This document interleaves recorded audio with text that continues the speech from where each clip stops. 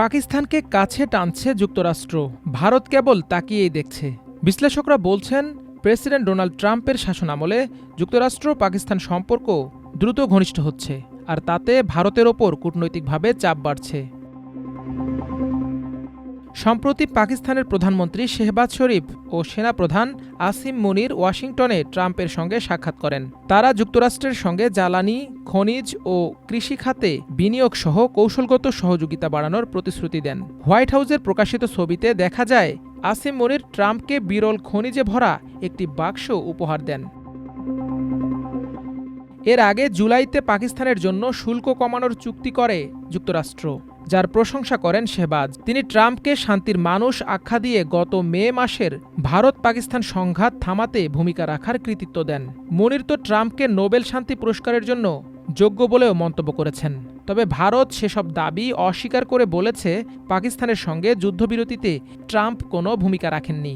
বরং ট্রাম্প ওই সময় ভারতের উদ্দেশ্যে কটাক্ষ করে বলেছিলেন, একদিন হয়তো ভারত পাকিস্তানের তেল কিনবে। এতে নয়াদিল্লি আরও অস্বস্তিতে পড়ে।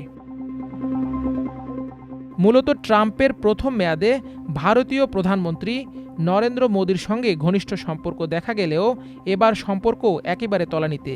ইউক্রেন যুদ্ধ চলাকালে রাশিয়ার তেল আমদানির কারণে যুক্তরাষ্ট্র ভারতের ওপর ৫০% শুল্ক আরোপ করেছে। এতে দীর্ঘমেয়াদী কৌশলগত অংশীদার হিসেবে ওয়াশিংটনের প্রতি ভারতের আস্থা প্রশ্নবিদ্ধ হচ্ছে। ভারতীয় বিশ্লেষক হর্ষবর্ধন পন্থ মনে করেন, মার্কিন কৌশল যদি পাকিস্তানকে কেন্দ্র করে এগোয়, তবে ভারত তার ইন্দো প্যাসিফিক নীতিতে মৌলিক পরিবর্তন আনতে বাধ্য হবে। এতে কোয়াডের মতো মঞ্চে যুক্তরাষ্ট্র ভারত সহযোগিতাও ক্ষতিগ্রস্ত হতে পারে। সম্প্রতি পাকিস্তান সৌদি আরবের সঙ্গে একটি ঐতিহাসিক প্রতিরক্ষা চুক্তি করেছে। এতে বলা হয়েছে, যে কোনো এক দেশের ওপর আক্রমণ মানেই উভয় দেশের ওপর আক্রমণ। এটি ভারতের জন্য আরেকটি বড় কৌশলগত চ্যালেঞ্জ মনে করা হচ্ছে। তবে কিছু বিশেষজ্ঞ মনে করেন, অর্থনৈতিক সংকটে জর্জরিত পাকিস্তান কেবল অবস্থানকে কাজে লাগিয়ে তাৎক্ষণিক সুবিধা আদায়ের চেষ্টা করছে। ভারতের সাবেক মার্কিন রাষ্ট্রদূত মীরা শঙ্কর বলেন, ট্রাম্প ভারত ও পাকিস্তানকে অর্থনৈতিক লেনদেনের চোখে দেখেন, কৌশলগত মিত্র হিসেবে নয়। পাকিস্তান ছোটখাটো ছাড় দিয়ে সম্পর্ক টিকিয়ে রাখার চেষ্টা করছে, তবে এ সম্পর্ক অস্থায়ী ও অবিশ্বস্ত। জওহরলাল নেহরু বিশ্ববিদ্যালয়ের অধ্যাপক অমিতাভ মট্টুর মতে, ওয়াশিংটন ও ইসলামাবাদের ঘনিষ্ঠতা দক্ষিণ এশিয়ার ভূরাজনীতিতে চক্রাকারে ঘটে।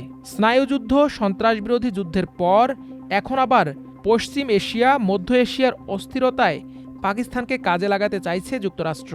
তবে এতে তারা পাকিস্তানের দ্বিচারিতা সম্পর্কে বেশি সচেতন এবং ইন্দো প্যাসিফিক কৌশলে ভারতের প্রতি বিনিয়োগ আগের চেয়ে গভীর। মাল্টিমিডিয়া ডেস্ক, আমার দেশ।